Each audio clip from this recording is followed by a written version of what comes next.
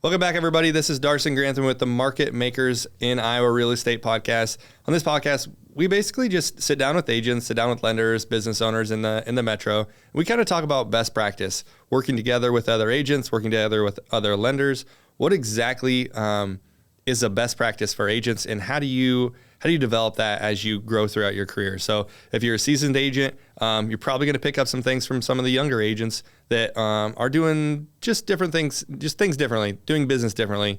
And then vice versa, if you're a younger agent and you are watching some of the senior agents, like there is no, we were just talking about this a little earlier, there's no exact formula to be a successful agent or lender, but there's different pieces that you can pull from other people in the industry. And when you can pull those pieces and make it your own, like that is where, that's where you're going to shine. So in this podcast, we have Colin Panzi. That's right. Colin Panzi coming on, and Colin's going to come on, and I don't know Colin. I think I've met him once or twice. And so these are some of my favorite podcasts is when I get to sit down for the first time with someone in the industry or close to the industry. And we just kind of hatch it out of understanding, you know, what made Colin good at what he is and how he's impacting others and how others have impacted him. So sure. Colin, let's start with like before real estate, which sounds like there wasn't a whole lot of career, but before real estate, what did you do? And then when you first got into real estate, what was your entry point? Yep. So originally from Fort Dodge, went to Iowa State University, studied finance, knew I wanted to make money, wasn't sure in what or doing what, but figured if I wanted to make money, work with money. And so it kind of all worked out. My junior year, I applied for, I think 4, if not 5 different internships at kind of your corporate companies. Got turned down for them all. I was your probably typical college student, went to class, got decent grades, didn't have a resume of being in a fraternity or, you know, student body president or anything else. Like I played basketball at the rec and went to class and hung out with my friends and went to Cyclone football games. And so after getting turned down by 4 or 5 different internships, my dad was actually selling commercial real estate at CBRE Hubble Commercial. And he's like, just come work with me for the summer. I'm like, great, got an internship. So I actually did that from the summer of my junior year all the way through January. It was a 9-month internship, and I graduated from Iowa State in 3.5 years. Started commercial real estate right off the bat. Had a very good first year and a half. What year was this? Roughly 2008, okay. 2007. Okay. In 2007, I mean, I was helping my dad. Yep. Things that he needed me to work on, I was doing that year, which is very proud moment for him and myself and our other third partner that helped us with it. We sold all of the apartment complexes from the Clark Company to the Hubble Group. Okay. $87 million transaction, largest commercial deal in the state of Iowa. Yeah. You know, and I'm like 20 years old and I'm like, you know, fish in a barrel. Yeah. Here we go. So worked on that a tremendous amount my first year. Year 2, the market crashed. You know, so there was a couple years in there that it got to be very challenging. Yeah. Especially in the commercial industry, money froze up, housing market froze up. Yeah. You know, the whole economy basically froze up. And then in March of 2009, my dad passed away. So my whole best friend, dad, coworker, boss, all of that kind of took my world and flipped it upside down. Right. I was dating a gal at the time that moved to Fargo, North Dakota a week before my dad passed away. And I took it as a sign of, I got to go. Yeah. You know, I stuck around and was kind of selling commercial real estate, but I wasn't. I mean, I was licensed, but no one was buying or selling. And I think people were meeting me out of courtesy for my dad and whatnot, but like I needed to go off on my own. Yeah. And Fargo was a blessing. I met a headhunter up there. I told her, look, I don't know what I want to do. I want to do something with real estate, but I need a salary. I mean, there was 2 years where I made $15,000, $16,000 a year, and got hooked up with this headhunter. And she's like, I have a home builder. He'll pay you $18,000 a year. He'll give you health insurance, and you get to sell his houses. And I'm like, oh man, I'm already ahead of the game. So I went up there and I worked for a fantastic home builder, which was a perfect blend between commercial and residential for me. My dad never really liked residential because he's like, it was too much emotions, where it's like commercial, it's like either makes sense or it doesn't, and here we go. Well, new construction does that same thing. I work on one side for a commercial company. Yeah. They build these houses. I sell them. I know what they need out of them. On the other side, the husband, agent. wife, or whatever, it's like, the training that I went through up there with the Bob Schultz and different groups, I have stories where it was just, it was a lot of fun. Great homes, great home builder, mostly completely custom homes. I mean, I sold houses with an airplane hanger on the backside of it, slides from the main floor to the basement, just cool people, cool homes, great experience. And it kind of bridged that between residential and commercial. Yeah. Did that for 3 years. My girlfriend and I at the time, unfortunately, didn't work out. They should have a class in Fargo when you move there in November. That it's depressing. It's cold. The days are short. Obviously dealing with the loss of my dad, whatnot. So my ex-girlfriend and I didn't work out. Stayed up there, sold houses, had a great, stretch. Met my now wife, moved home June 2012. Okay. Started all over from zero, and, I figured my dad taught me a lot of the core business and how to treat people, be honest, show up. It's not hang out at home and do nothing, then wait for your phone to call. Like you got to work. When I went to Fargo, I learned, I knew 3 people, and within about 4 or 5 months, I wasn't talking to those 3 people. So everybody became a prospect, meeting, talking, networking, just trying to add value to people, a lot of the training up there. And so when I moved home, it was like I had my dad's core values and training of, hey, we got to work for this. Right. And then I had my just throw into a fire experience of, hey, everyone you meet could be someone you could help. And combine that with being back home with my own sphere and college friends and high school friends and family, and it all just kind of took off. Did you come back and work with the new builder, or did you go residential right away? I went residential.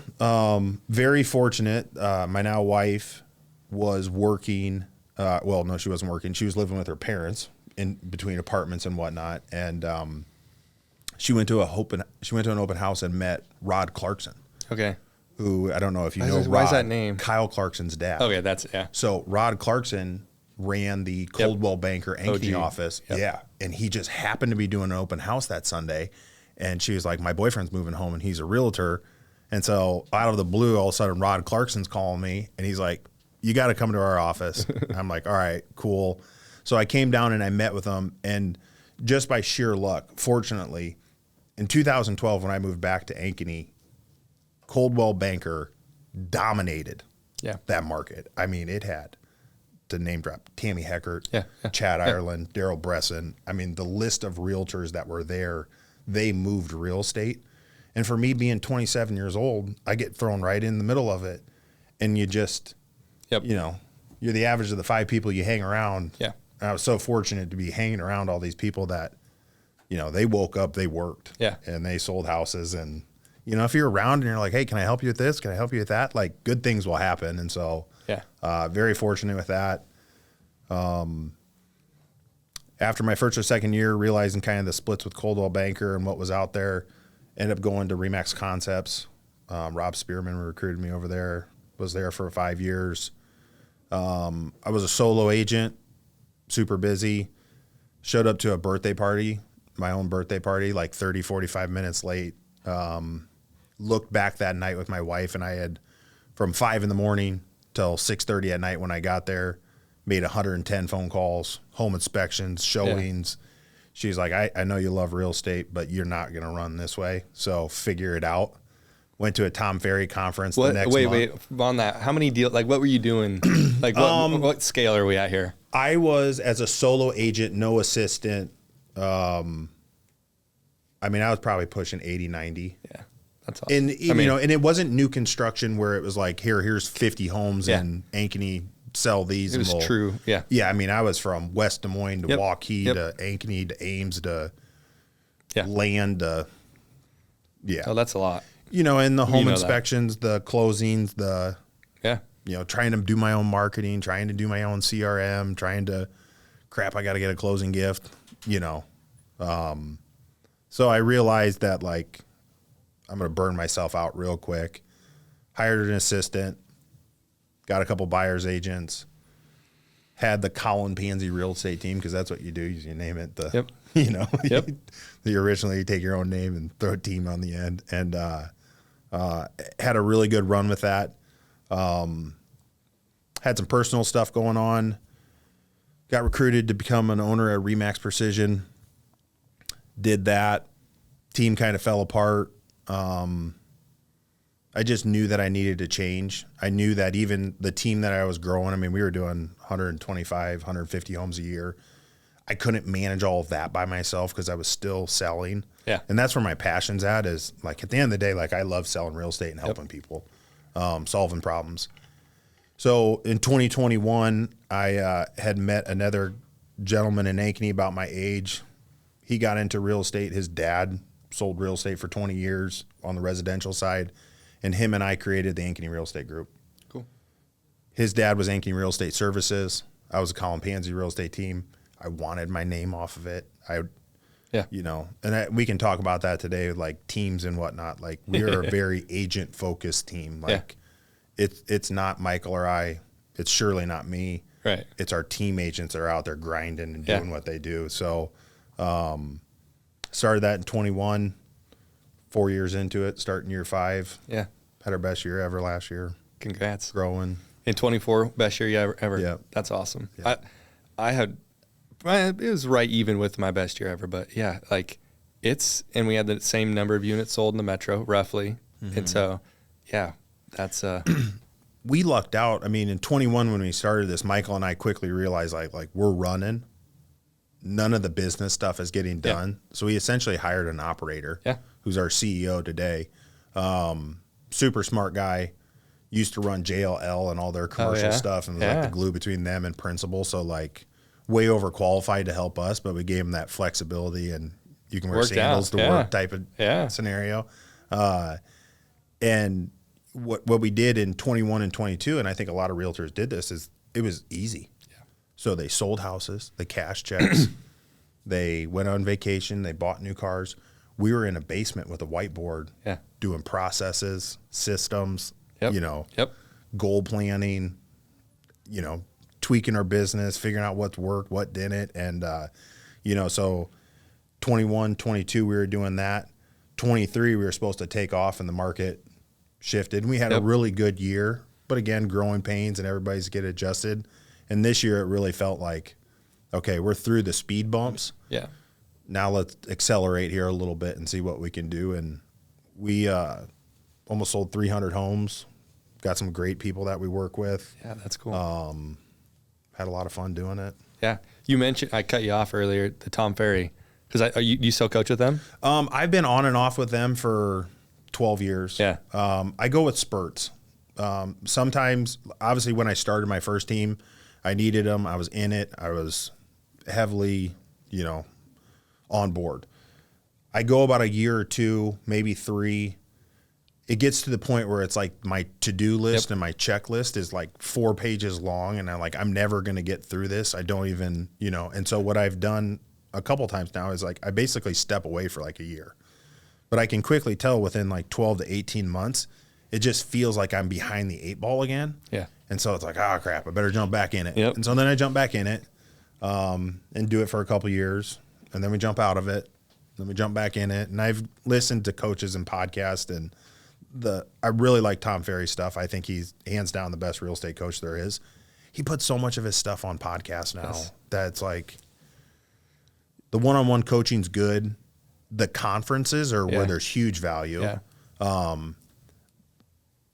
But you can also get a lot of value by just follow his podcast and listen. And it just goes back to like online on YouTube. There's everything is out there. Mm-hmm. It's the coach is like, here, tweak this, do this, you know, tap here, and then implement. Right? Yeah. And then here's your accountability. We'll see you next week. Yeah. Yeah. You know, and that's what I quickly learned in this last kind of stretch with Tom Ferry. It's like, everything my coach is saying, I heard earlier that week on that podcast. So then they're like trying to radiate to me. And I don't need someone to be like, oh, did you do this today? Right. Like, no, like if we have a goal and we're getting something done, then like we're going and we do it. So, you know, and I think kind of going back to like the advice and, young agents or older agents, or how are they growing or improving or whatever else. Like, I would tell you, for every 10 podcasts that I listen to, one, do I really feel like, man, that was me, and that was good, and that was valuable. Another person in a different point in their career, or just running a different business, would listen to the same 10 podcasts and would find a different one that would be like, that's good. So part of it is you just got to consume and consume and consume, and then figure out, that's valuable, that's not, that's me, that's probably not. How have you over your career, like, weeded that out? Because, like, and the reason I ask is, like, a lot of people this time of year, like, I'm going to read 52 books a year. And I hate that premise, because I'm like, go read 3 books and do everything they say throughout the year, and that will impact your life, as opposed to a goal of 52 books a year, because there's 52 weeks in a year. Yeah. So, like, how do you like weed out what's important for me right now? I think it's hard. I think it's one of those things that you just got to keep reading. You got to keep listening, and you will know when you're listening to either a podcast or a book where you're like, okay, like, this is resonating with me. Again,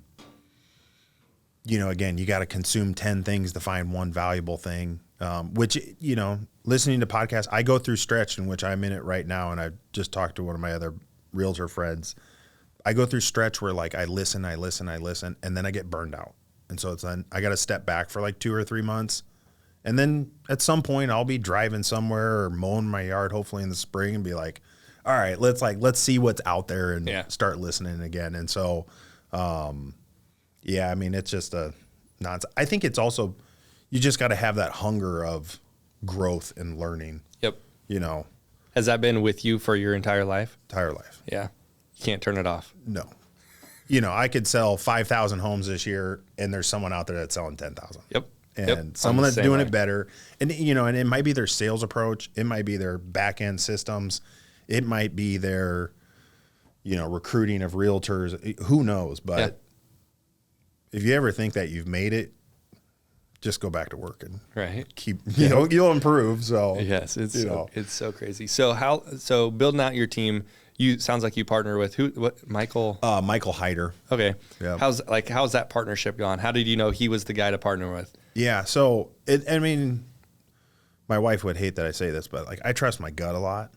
At the end of the day, like, I'll get the facts and I'll kind of evaluate. But at the end, it's a gut feeling. So there's a couple different people that I could have partnered with, and I didn't really tell anybody that I was looking to partner with anybody, but I just knew that when I couldn't be the manager of the team, the sales guy of the team, the operator of the team, the bill payer of the team, and all the other positions. And so, the thing that attracted me about Michael and the opportunity to work with him is that we are very similar, but we are vastly different. He is definitely more of the manager type. I'm definitely more of the sales type. He is huge. He's on the board of directors for the Ankeny Chamber, the Uptown Association. Yeah. He's from Ankeny, born and raised. He has siblings all over. Like, he could be the future mayor of Ankeny if he ever put his hat into we won't put that words in his mouth. Yeah, well, maybe. Future someday. That's where I shy away from. I've done all the community chamber stuff. I like going out and meeting new people, but I'm better off if he wants to do it, and I'll join. But as long as I don't have to talk and I can just kind of have side conversations with people, it's better for me. And so, very similar, but also different. Different skill sets, different people. If you had 2 people doing the same things, we're going to be in the same boat at the end of the the journey here. And so I definitely think it just personality wise made a lot of sense. That makes sense. How about with agents? Like, when you're talking with agents that are looking to join your team versus go solo, how do you help them navigate that decision? And what you don't have to dig into the details of what your team provides unless you really want to, but just like, how do you consult with them? Yeah. I consult with them just like I consult with a buyer or seller. I want to provide you all the information, and you do whatever is best fit for you. You're not going to hurt my feelings if you want to be a solo agent, or you want to join another team, or you don't want to sell real estate at all. Like, here, I'm going to answer your questions. You figure out what's best for you. So, obviously, the real estate industry has changed a lot in the last decade. I would say in 2014, when I started the Colin Panzi real estate team, there might have only been 3 or 4 different teams in our metro. I mean, Misty sold which. There's probably a couple other like smaller teams, but partner like teams, advertised like teams in other markets. And this is where I get a lot of my information too. It's like, you want to see real estate trends, go to the East and West Coast. Yep. And then 6 months later, they'll make them to Iowa. Yep. And so look outside of our market for ideas. And so all teams are not created equal. Some teams, they simply like, you get to use my name, you get to use the logo. We don't give you a lot of support, but it'll give you a little bit of credibility when you go to these listings. We won't give you leads. Your splits are different. Yeah. Good luck and God bless. Yep. We run what we think is a agent-focused, full-service real estate team. We have 12 outside of Michael and I, 12 experienced, we think very good realtors. We are there to help them with their marketing, which we brand them as themselves. Yeah, that's awesome. We want it to be Chase Van Loon with the Ankeny Real Estate Group. Like, we want them to have their own identity. There's their own social medias, their own, following and people. We give them leads. We give them systems. We give them marketing, client parties. We talk a lot about transactional confidence. We're there to like, you got a home inspection issue. Don't call the client right away. Call me. Let's talk through it. Don't call someone with just a problem. Have a solution lined up. Yeah. And so that transactional confidence, even myself, there's helps. Times where it's like, man, this is going to be difficult. Yep. Like, all right, I'm going to call somebody and be like, what do you think? Yep. I'm thinking this, like, let me bounce my idea off you and you can tell me if I'm crazy or not before I call the client and have them tell me I'm crazy. Yes. And so, that's the big thing. It's just a community. I've said this from the beginning. We're all independent contractors, but we're not meant to necessarily do this on our own. It's a skill set to be to do everything related to a real estate transaction. It's not, no one can do it all really well. Mm-mm. Like, it is a skill set that is not the same throughout the whole thing. Now you can do it and you can manage, and your client might not ever know, but like, it's not normal for one human to be able to do everything perfectly throughout a transaction.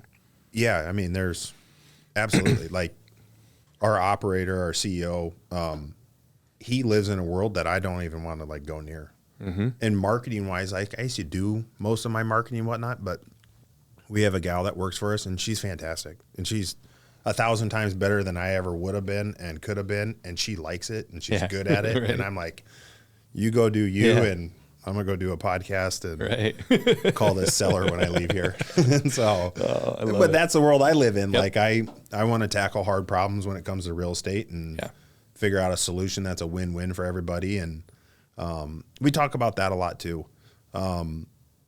With teams, brokerages, a lot of times you see changing in adversity when it's not a win-win situation. Yep. When the cost outweighs the value, someone's going to feel like they're getting ripped off. And so, because they are. Yeah. Like, and it's so quickly it happens, and I think the thing with like real estate, especially when it comes to like teams and brokerages and whatnot, like the cost is concrete. Yes. Like, hey, you sell a home, your split is this. Mm-hmm.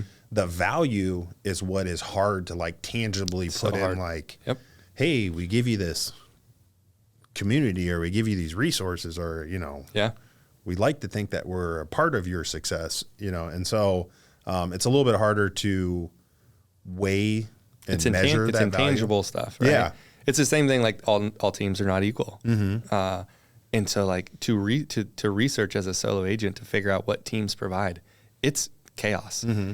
And you even do it on a brokerage level, it's chaos. Mm-hmm. And to me, that should be like out in the open of like, this broker provides this, this one's this one's this, and this is this. Disclosure of fees and I'm services. Like, when I got in the industry, I was like, isn't that normal? And our leadership's like, we can't, we have all the information, but we can't share it. It's not ethical. And I'm like, who decides that? Yeah.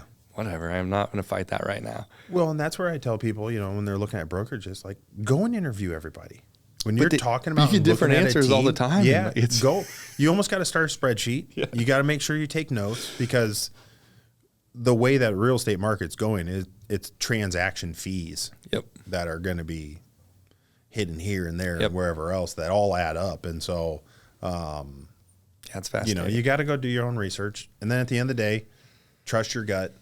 Some team leader might give you a better split, but you're like, man, I just don't know if I'm going to really like that guy or that girl, or, So the research I've done on the brokerage stuff is like, it's all within $10,000 of each other. Mm-hmm. Besides maybe a couple outliers. But like, if you're doing 25 to 45 transactions, it's all damn close. Yeah. And so like, I'm like, does it really matter? It's more like, who, like you said, who you working with? Yeah. Who you tying your boat to? 100%. I was at a Tom Ferry conference. In between like him actually speaking, he'll always take questions. Yep. And some lady from California, I can remember it specifically, she stands up and she's like, in our market, there's EXP, there's Keller Williams, there's Remax, there's your mom and pop shops, there's all these places. Where do I go? Like, what is the best brokerage? And he's like, stop. You go to wherever you align yourself with the leadership the most. And that's it. Because $1,000 here or $3,000 there or a free desk for 12 months at this office, it is not going to matter if you don't feel confident of the people you're working with and that they're confident in you. It just won't matter. Yes. You're stepping over dimes to pick up or dollars to pick up dimes, and so perfect. Okay, I'll jump off that soapbox. I think we're on the same soapbox there. When you're talking with your agents, or maybe in your transactions, how do you know that the agent on the other side of the transaction is someone that you're going to enjoy working with, or it's going to be a good transaction? What's the kicker? What's the one thing that you're like, this is going to go pretty well? I think it starts with yourself, because obviously you cannot control what that other realtor is. I've said it for the 2 decades I've been doing this: kill people with kindness. My dad taught me that. Honey and vigor. Yeah, I think it also came from that home builder that I worked for in Fargo. I was exclusively working for that home builder.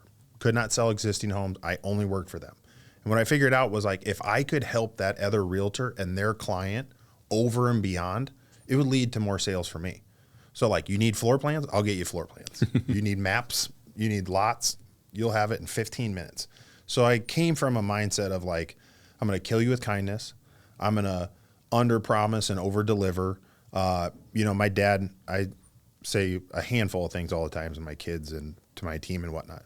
4 traits of referability: show up on time, say please and thank you, finish what you start, and do what you say you're going to do. Yeah. And I think if you just do those things, you'll be fine. When it comes to other realtors and working with them, I think you have to understand, one, your clients are emotional. So if something's not going their way, they're heightened and they're mad, or they're frustrated or whatever else. You have to realize that whatever is going on is not necessarily because of something you did. If the roof needs to be replaced, it's not your roof. Like, you as the realtor didn't own the home, don't own the home. It's not you to pay for the roof. The other realtor, it's not their roof either. Getting mad and trying to point blame and whatever else, that's not going to get you anywhere. So how can you create win-win situations for your client, you yourself, the other realtor, and the other client, and continue to be able to move forward? And sometimes you get to the point where you got to read your client. You're like, this is just not going to go where we want it to go. Right. Hey, it's not the end of the day. Everything happens for a reason.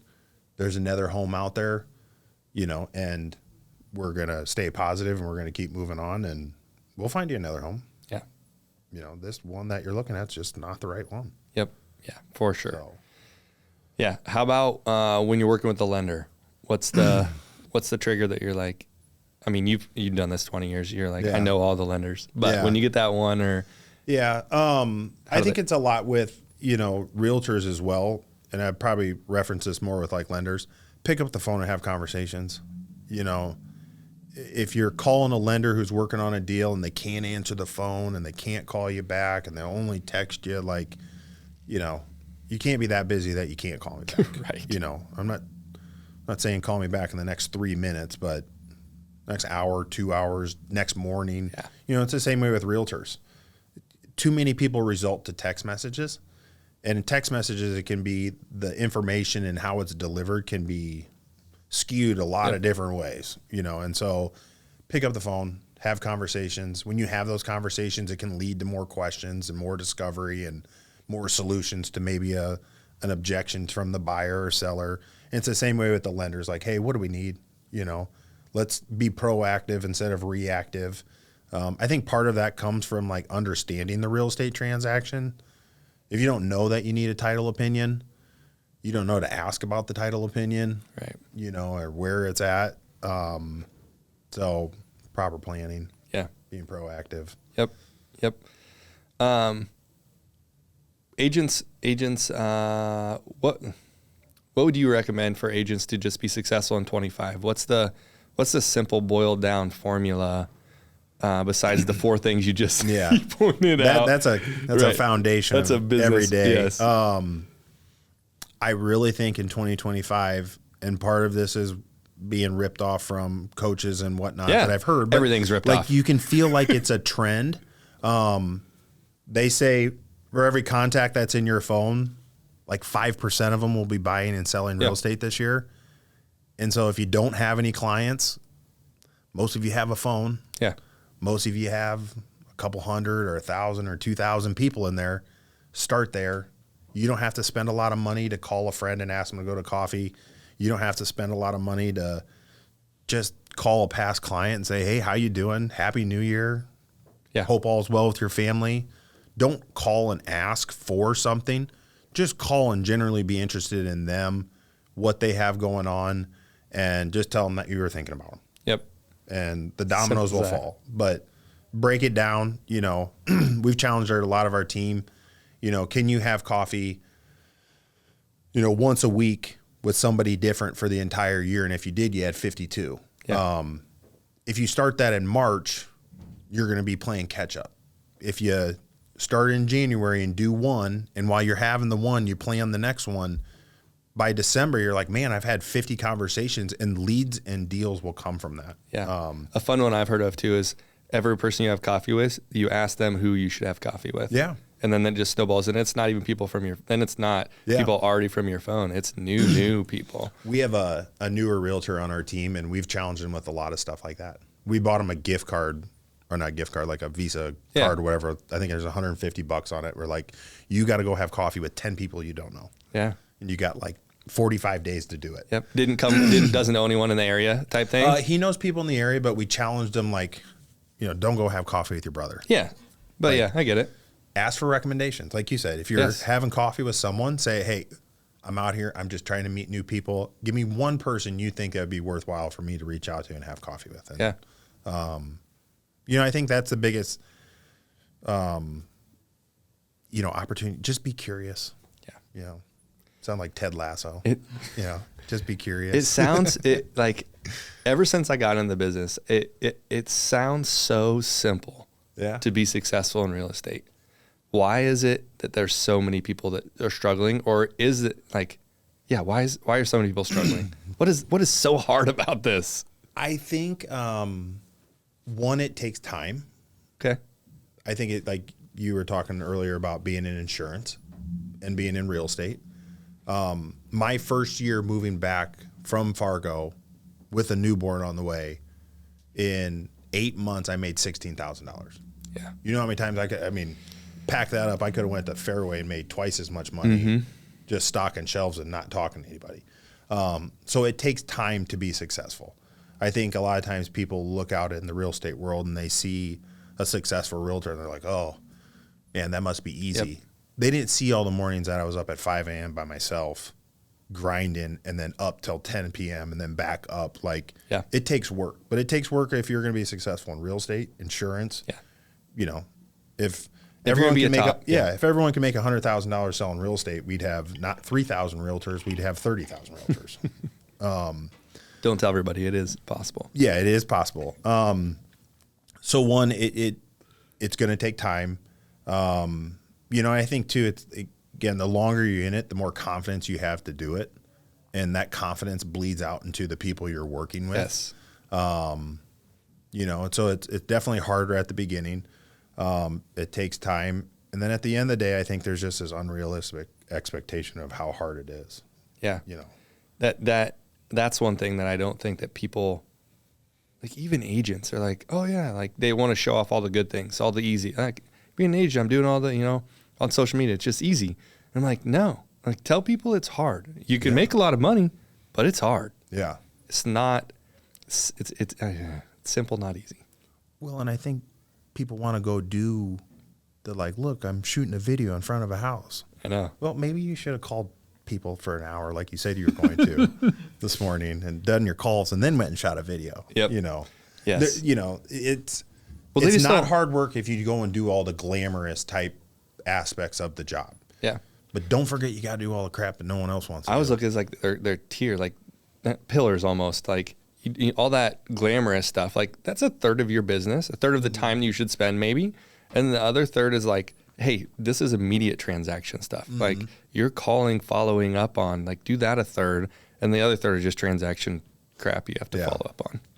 We see that a lot too, where it's like, you know, a realtor will get a couple houses under contract and they're like, I'm set. Yep. I'm good. Don't need to work for the next 2 months.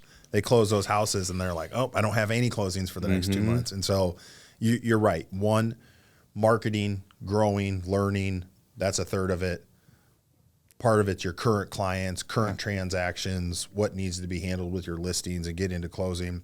And then your other third is prospecting. Yeah. You know, right now business. when I lived in Fargo, again, I didn't know anybody, so everybody was a prospect. And, you know, and just shaking hands. And again, how can I add value to you?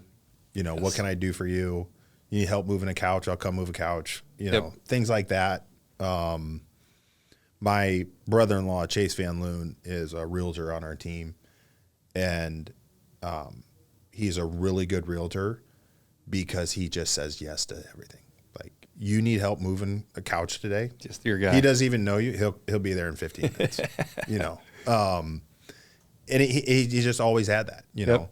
Yeah. You want to go to coffee? He'll go to coffee. You want to go to a bingo hall? He'll go to a bingo hall. Like he just has this willingness and this personality of like, they just like being around people and goes with the flow and what do we need to do? And sounds good. Yeah. So what's tracking look like for your team? Like how heavily do you, I don't say oversee, but look or yourself in your business? Like how many calls not how many, but do you track calls? Do you track, you know, your database and your touches and all that? What's that look like? Follow-up boss. Yeah. Yep. Follow-up boss. They have a great podcast. Have you heard it? No. You need to. Yeah. I'm honestly, like it's, so I've been. Is it more the operational or like team script? Team ops, team operations, it's called Team OS. It's not even, it's barely follow-up boss. Yeah. But it's, so I've been like pushed off starting a team for 4 years. In this last 3 months, I've like, okay, I'm going to do this. Yeah. Because of this podcast. No, it's one I found while I was researching what building a team could look like. Yeah. And I interviewed just tons of teams, all the structures, all the things that fail, like all of that. And then it kind of comes down to like, well, shit, if they can do that, I can do that. Yeah. And then for me, it was, do I want to do 100 transactions or do I want to build up other agents? And I'll just keep doing my 50, 70, 50. Yeah. I'm like, I'd rather be with fun agents rocking it than do more transactions personally. Yeah. I mean, I think that's one of my biggest joys is watching the people around me be successful and how it impacts their lives and whatnot. Back to the systems, follow-up boss. We call it FUB. Yep. FUB numbers. We listen to phone calls. We learn from our phone calls. We track how many text messages, calls. I think, again, it's like, you know, we've had realtors in the past where it's like, oh, I want to be successful. And okay, well, then let's look at your numbers. You haven't made a call in 3 days. Like you got a lead and you haven't touched base with them in 72 hours. No, you know, can't do that. It's either, and you guys are paying for the leads? Yeah. Oh, yeah. We heard earlier this year, and I don't remember where, it's either a activities problem or a training problem. So either you don't know how to do what you're trying to do, or you're just not doing what you need to do. Yeah. And it's one or the other. And I didn't quite say that right. I know Hyder talks about it quite a bit more than I do, but the gist of it is it's either an activities problem or you're not been trained enough on how to do it. And so you don't have the confidence type thing. Yeah.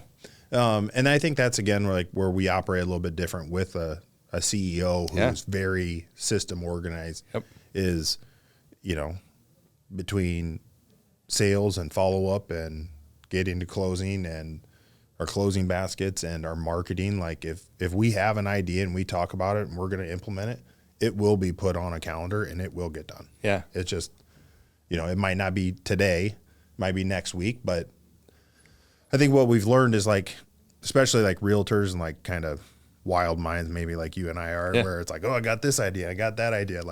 He definitely checks me to be okay, great idea. That's a week from now. Great idea. We ain't doing that at Q2. all. Yeah. All right. Thanks for coming. And we'll never mention that again. And so, how is that? Has your ego been fine with that? Does that 100%. bother you at all? Never did. 100%. I'm not an expert. I'm not an expert at real estate. I'm not an expert at marketing. I'm not an expert at systems. It's not about me. Right. I've always felt like that. I think, so I'm taller. And you talk about everyone get in for the pictures. I'm always in the back, and that's where I like to be. It's even pulling my name off Ankeny Real Estate Group today. That was the number one thing I told Michael. I was it's not, take my name off of it. Yeah. People don't want to walk around and say I'm part of the Colin Panzi real estate team.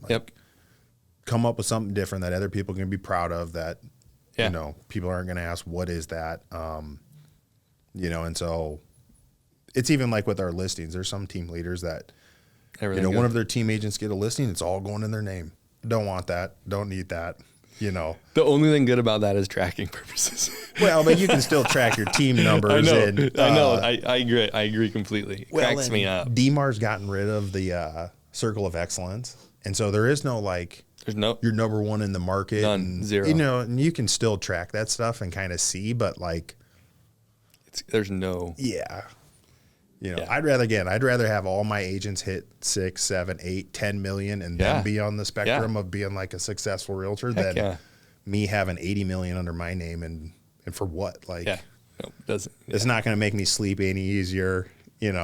I give all the praise to my team and what they do, and super proud of them and how hard they work and the things that they get done, and I'm just happy to be a part of it. Yeah, I can tell. You definitely are a leader that is going to make huge impacts on lots of people. Already have. So it's been a pleasure getting to know you. Yeah. Thank you for coming on. Yeah. Thank you for having me. You bet. Absolutely. Yep. So if anyone else, if anyone has any questions for Colin, reach out to him. It sounds like he's an open book, and we'll share, anyone has any struggles or concerns or whatnot, please reach out to him. If you know anyone that would be good to jump on the podcast, please reach out to me, recommend them. I'd love to hear who might be a good fit. So until the next transaction, we'll see you later.